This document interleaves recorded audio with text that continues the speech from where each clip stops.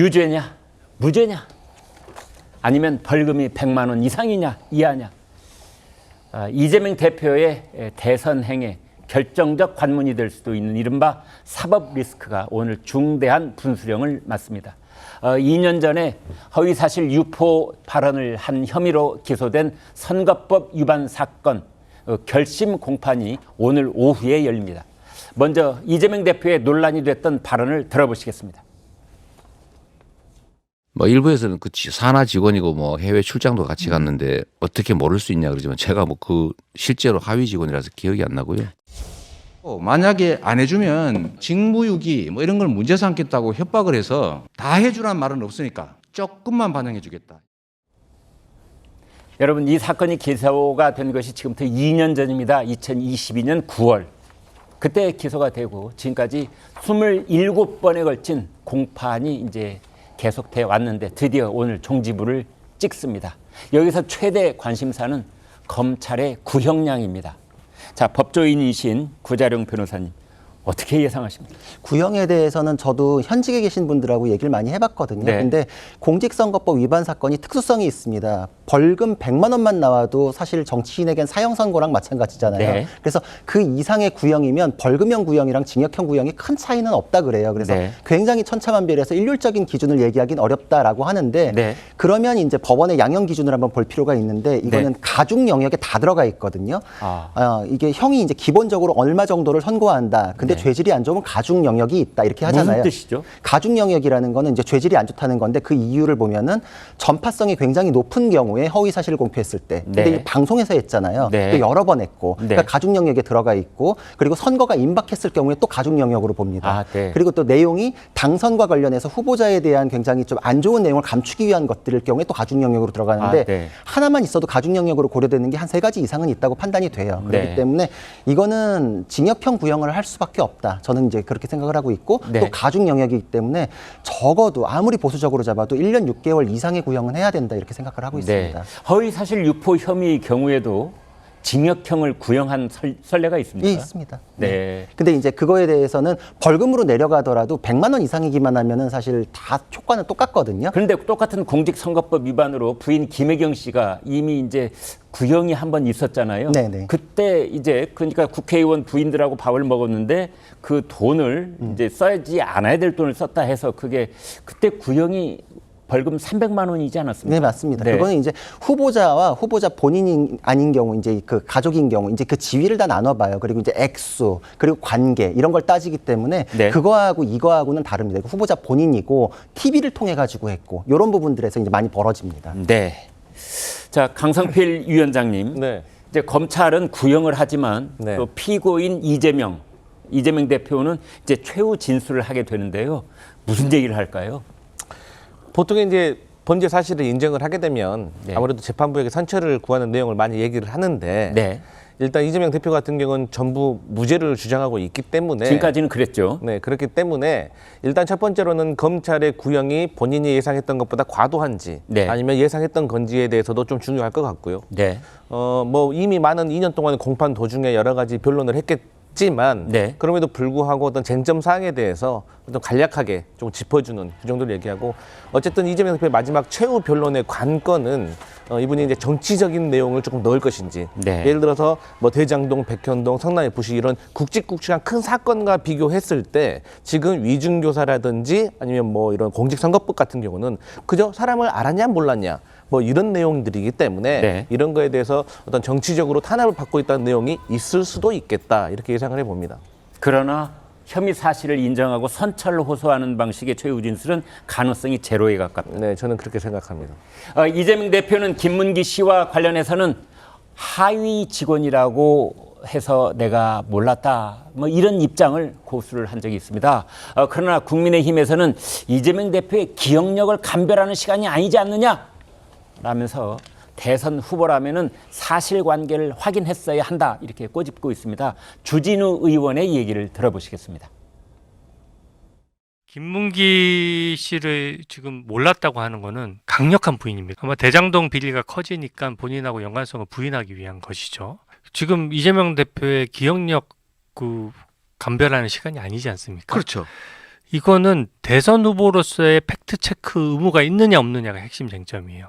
국민들 입장에서는 총선 후보나 대선 후보가 자기들이 팩트체크를 해서 정확한 사실을 국민들께 알려드려야지 마음대로 얘기해놓고 기억 안 났다라고 한다 그러면 국민들이 뭘 보고 무엇을 기준으로 판단해서 정치적인 선택을 할 수 있겠습니까? 이제 질문을 이어가 보겠습니다. 지금 이제 호준석 대변인께서는 지금까지 재판 과정에서 이재명 대표가 한 발언을 보건대 대통령 자격이 의심스러울 정도다 이런 말씀을 주셨는데 거기에 대한 생각이 어떠십니까? 대통령에 대한 자격은 국민들께서 저는 판단하시는 것이다라고 생각을 하고요. 네.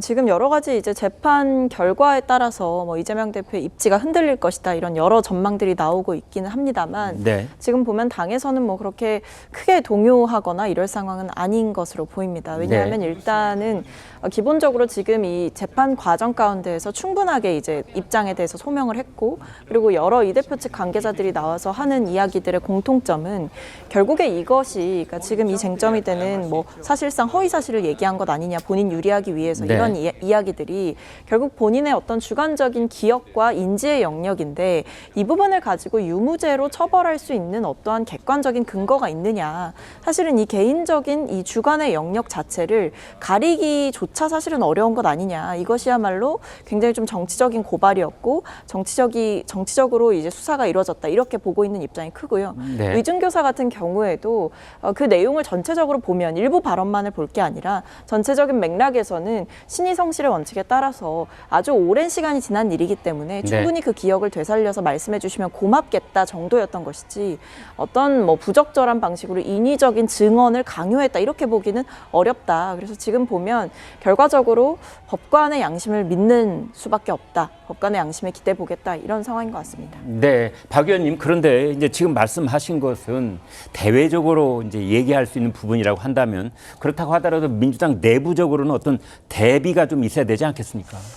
아니 근데 일단 이게 저희 나라가 이제 우리나라가 삼권 분립의 원칙을 가지고 있기 때문에 네. 이 재판부의 판단을 어떻게 뭐 정당의 입맛에 맞춰서 이렇게 뭐 조정하기도 어렵고 미리 네. 대비한다라는 것 자체가 사실은 저는 좀 성립이 되지 않는다라고 생각을 왜냐하면요, 합니다. 공직선거법 위반과 관련된 이번 이제 재판 결과가 가령 벌금형 100만 원 이상으로 대법까지 이제 확정이 될 경우에 민주당이 이제 국고 보조금 430억 정도를 네네. 다시 국고에 반환해야 되는 일이 이제 함께 연결돼 있잖아요.